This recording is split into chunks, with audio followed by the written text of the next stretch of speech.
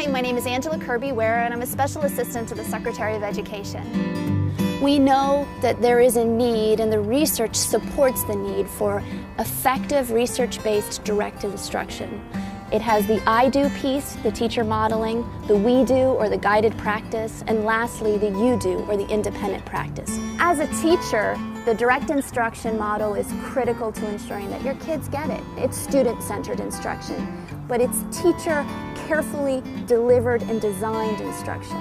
Our essential question today is, what is a name collection? I'm going to do a think aloud on what I need you to be able to do by 10 after 1. The I do component, the teacher-directed piece, is brief, not lengthy. By the time you leave here, hopefully you have your questions answered. I do is the opportunity for teachers to demonstrate what it is that they want students to know. A concrete example of exactly what students will need to know and be able to do. I think it would help if I showed you what that looks like with a partner. Direct instruction ensures that the teacher provides a model, that the teacher then provides supports and structure. We guided them through, they were allowed to volunteer, but we were doing the problem. We modeled the problem for them. Remember our equation, A equals P times B. We walked them through the problem. We practiced the problem with them. We made sure they understood the problem. Hand up this time. How do I get X alone?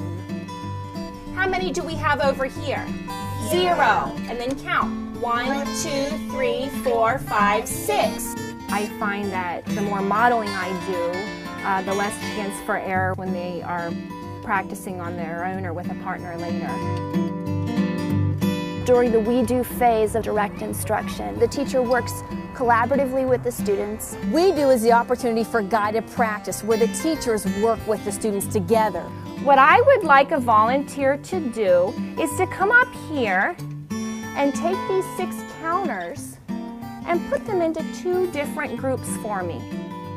Corby, go ahead. The teacher ensures during the we do components that the students have mastered the skill or content that had been presented. I did several we do's in this lesson because I needed to feel comfortable that they were ready to be sent off, and the way that I do that is to make sure that they are all involved in the lesson at some time or another.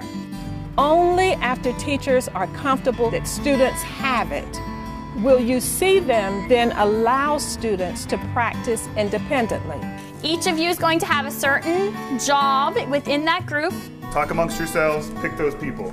The third stage, the you do, is the independent practice. Success breeds success. And we don't want to set kids off onto independent practice that we know they haven't mastered. You do is the opportunity for students to show and demonstrate what it is that they've learned and mastered. Excellent job. Giving them the steps to make them successful and then letting them do it by themselves. The key component of direct instruction is that the students do not practice errors. Release them, I pull them back in with me, and all the time it's a continuous assessment. And you are going to work together with your partner to come up with a name collection for a number that I give you. We gave them their own problems, set them loose, and then went around to make sure that they were still using the concepts that we gave them to make sure that they were successful. How can I spend time with individual students who are struggling? What I do is I bounce around from team to team and I make sure everybody's on the same page. Good direct instruction allows a teacher to manage the instructional design and the environment to ensure student mastery. Very good. A name collection is different ways of grouping numbers.